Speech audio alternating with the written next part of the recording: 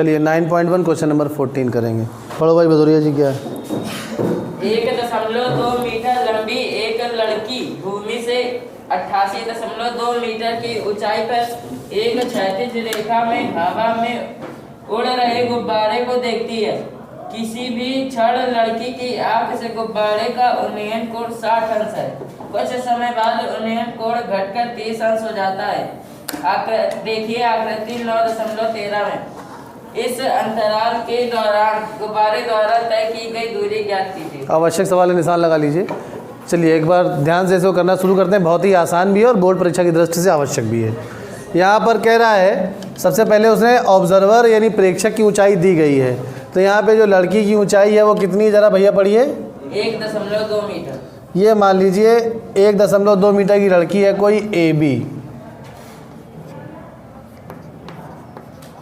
ठीक बात है, आगे क्या हुआ? एक लड़की भूमि से 88.2 मीटर की ऊंचाई पर एक क्षैतिज रेखा में हवा में उड़ रहे गुब्बारे को देखती है। अब देखिए ऊंचाई गुब्बारे की दी गई है, मतलब ये धरती से दी गई है, ज़मीन से। और यहाँ पे मान लीजिए कोई किसी समय पे एक C बैलून है, उड़ रहा है, तो इसने लड़की ने ऊपर की ओर देखा, वो बलून जा रहा है किसी एक क्षण पे, और बलून मान लीजिए बहता हुआ चला जा रहा है। मगर किसी एक क्षण पे उसने देखा जब बलून धरती से कितने ऊपर था? 88.2 मीटर की हाइट पे था बलून। तब उस लड़की ने देखा कि ये बलून है और उसका उन्नयन कोण दिया गया है। तो इस बलून, ये लाइन ऑफ साइट हो गई, इस लड़की की आँख से बलून तक की लाइन ऑफ साइट, दृष्टि रेखा। और अब हमें बनानी क्या होगी? क्षैतिज रेखा, तभी उन्नयन कोण बनेगा। तो A से हमने एक समांतर रेखा खींची पृथ्वी के, ये तो ये बना अब उन्नयन कोण। तो उन्नयन कोण कितना दिया गया है? 60 अंश। आगे क्या हुआ? अब ये बलून पृथ्वी के समांतर उड़ रहा है, मतलब ऐसा नहीं कि ऐसे ऐसे ऊपर नीचे उड़ रहा है, बिल्कुल सीधा उड़ता चला जा रहा है। और अब मान लीजिए ये सीधे उड़ते उड़ते किसी बिंदु, मान लीजिए D पर पहुंच गया। ये मान लीजिए यहाँ पर ये बलून D पे पहुंच गया है। और D पे जब उसने देखा कि अब की बार उन्नयन कोण D पे भी कुछ होगा, तो उसने D पे उन्नयन कोण कितना दिया गया है? 30। ठीक बात है।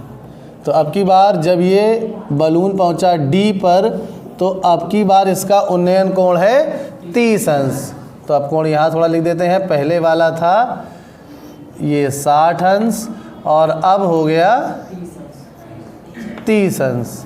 और ये डिस्टेंस को भी यहाँ लिख देंगे, जहाँ जगह मिलेगी ये लिख देते हैं। मान लीजिए 88.2 और अब की बार उन्नयन कोण है 30 अंश। फिर आगे क्या हुआ? इस अंतराल के दौरान गुब्बारे द्वारा तय की गई दूरी ज्ञात। मतलब दूरी तो गुब्बारे ने कितनी तय करी है बच्चों? C से D तक की। मतलब हमें क्या ज्ञात करना है? CD हमें ज्ञात करनी है। समझ में आ रहा है सभी को? तो CD ज्ञात करने के लिए अगर हम बच्चों यहाँ D से एक लंबवत रेखा खींचें सीधे सीधे पृथ्वी के, और इसको आगे बढ़ा दें, और ये जो आकृति बन रही है इसको कुछ नाम दे दें, ABCD, मान लीजिए E और F। तो देखिएगा बच्चों, क्या EF दूरी CD के बराबर नहीं होगी? जो EF दूरी है वही CD के बराबर होगी। मतलब EF हम निकाल लें, या और आगे नाम दे देते हैं। तो ये बांध लीजिए, यहाँ पे नाम दे दिया हमने G और H, तो GH दूरी भी CD के बराबर होगी। तो अगर हम या तो EF निकाल लें या GH निकाल लें तो हमारा काम चल सकता है। अब देखिए ज़रा, ये AB 1.2 है, तो GF भी 1.2 होगी। बैठ जाइए भैया। और इधर जो EH या HE है ये भी 1.2 होगी। और यहाँ से यहाँ तक पूरी ये 88.2 थी। कितनी? 88.2 थी। ये GF, अगर GF 88.2 है तो ये जो DE है ये भी बच्चों कितनी होगी? 88.2। और 88.2 में से अगर हम 1.2 घटा देंगे तो हमें कौन सी दूरी मिल जाएगी? तो हमें DH मिल जाएगी। तो बच्चों ये DH दूरी अब कितनी आ जाएगी? दोनों को घटाएंगे तो 0.2 हट गया, तो आ जाएगा सीधे 87 मीटर। समझ में आ रहा है सभी को? अब ये दूरी 87 मीटर आ गई। अब हमें बस करना क्या है? अब आपको साफ साफ दिख रहा होगा प्रश्न। एक बार अगर ये 87 मीटर है DH, तो CG भी कितनी होगी? सी जी भी होगी यहाँ पर 87 मीटर। ये पूरी हमने 88.2 लिख दी है, यहाँ से ये समझ में आ जाएगी कि सी जी भी 87 मीटर होगी। समझ में आ रहा है। एक बार हम tan 30 लगाएंगे तो जिसमें डी एच 87 दिया गया है उससे ए एच आ जाएगा, और एक बार हम tan 60 लगाएंगे इस वाले त्रिभुज में और जिसमें सी जी 87 है तो हमारे पास ए जी आ जाएगी, और दोनों को घटा लेंगे। अगर हम ए एच में से ए जी को घटाएंगे तो जी एच आ जाएगा, और जी एच ही सी डी के बराबर है जो कि दोनों गुब्बारों के बीच की दूरी है। समझ में आ गया। तो चलिए फटाफट इसको अब करना प्रारंभ करते हैं। तो सबसे पहले जो दूरियां लिखी हैं हमने उनको मेंशन कर देते हैं ज़रा। यहाँ पर ए बी बराबर जी एफ होगा और ये बराबर एच ई होगा, और ये दोनों 1.2 मीटर के बराबर होंगे। समझ में आ रहा है सभी को। इधर सी एफ ये पूरा किसके बराबर होगा, डी ई के, और ये होगा 82.2 के, हाँ सॉरी 88.2 के। और अब इधर सी जी किसके बराबर होगा, डी एच के, और ये आ जाएगा 88.2 ऋण 1.2 यानी 87 मीटर के। तो सारी दूरियां हमने लिख ली हैं। समझ में आ रहा है सभी को। अब हम समकोण त्रिभुज, हाँ बोलिए भैया क्या कह रहे हैं। हाँ सी डी और जी एच तो निकालना ही है अभी। सी डी और जी एच बराबर होंगी, जब निकालेंगे तो उनको बराबर लिख देंगे। अब देखिए बच्चों, यहाँ पर अगर हम tan 30 लगाना चाहें तो कौन सा त्रिभुज लेना होगा, समकोण त्रिभुज ए एच डी। तो यहाँ लिखेंगे समकोण त्रिभुज ए एच डी में, ए एच डी में tan 30 अप्लाई कर लेते हैं। तो tan 30 हो जाएगा 30 अंश के लिए लंब हो जाएगा D H, perpendicular D H हो गया और बेस हो गया ए एच। tan 30 का मान 1/√3 और डी एच कितना है बच्चों 87 बटे ए एच तो हमें ज्ञात ही अभी फ़िलहाल करना है।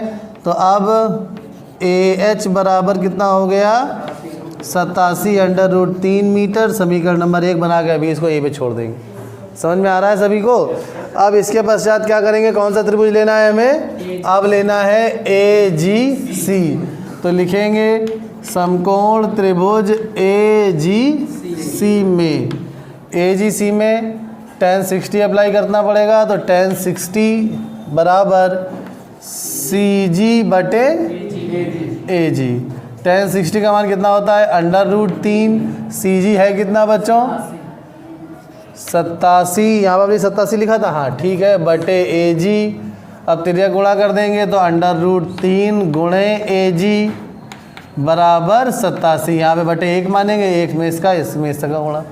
अब इसके पश्चात पक्षांतर कर देंगे, √3 का ट्रांसफ़र करेंगे तो ए जी बराबर आ जाएगा 87 बटे √3। समझ में आ रहा है सभी को। और उसके बाद अब हमें निकालना क्या है बच्चों, जी एच, क्योंकि सी डी निकालने के लिए जी एच निकालना पड़ेगा। तो लिखेंगे जी एच बराबर क्या होगा ए एच और ऋण ए जी। देखिए चित्र में अगर हम ए एच में से ए जी को घटा देंगे तभी तो जी एच आ जाएगा, और जी एच आ जाएगा तो वही सी डी हो जाएगा। तो अब ए एच बच्चों हमने कहीं निकाला है क्या, ए एच निकाला है 87/√3 माइनस ए जी निकाला है 87 बटे √3। अब यहाँ पे हल करना ज़रा देख लीजिए सभी लोग। यहाँ पर बटे मोदी दोस्तों सामने देखो, यहाँ बटे 1 लिखेंगे और यहाँ पर 1 और √3 का लासापा कितना हो जाएगा √3।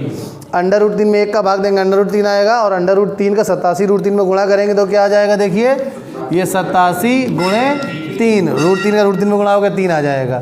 3 सते 21 की 1 हाथ से लगे 2, 3 और 8 3 24 और 2, तो यहाँ पर आ जाएगा 261, और √3 में √3 का भाग देंगे 1 आएगा, और 87 में गुणा करेंगे तो 87 आ जाएगा। यहाँ पे 87 घटा लेंगे तो 7 3 10 11 4, और अब हो गया 15, तो 8 7 15 174। ये घटाना ज़रा चेक करते जाइएगा। तो हमारे पास आ गया 174/√3 मीटर। और अब हमें क्या करना है बच्चों, परमेयीकरण, √3 का आंसर में गुणा करना है। तो इसका रेशनलाइजेशन कर लेते हैं बच्चों। तो फाइनली हमारे पास जी एच आ जाएगा 174/√3 मल्टीप्लाइड बाई √3 अपॉन √3। तो GH आ जाएगा हमारे पास 174/√3/3। यही हमारा आंसर हो गया। 7 4 11 एक बार कट रहा है अभी। हाँ तो ये कट जाएगा, तो ये हो जाएगा 3 5 15 और 3 8 24। तो GH बराबर आ गया 58/√3 मीटर। तो अब यहाँ पे CD बराबर क्या हो जाएगा बच्चों? GH, और CD बराबर GH। तो देयरफॉर दोनों गुब्बारों के बीच की दूरी CD बराबर, ऐसा भाषा आप लिख लेंगे जैसा हम बोलते जाते हैं, आप लिखते भी जाइएगा। दोनों गुब्बारों के बीच की दूरी CD बराबर 58/√3 मीटर। यही आपका आंसर हो गया। समझ में आ गया सभी को बच्चों? चलिए नोट कर लीजिए। धन्यवाद।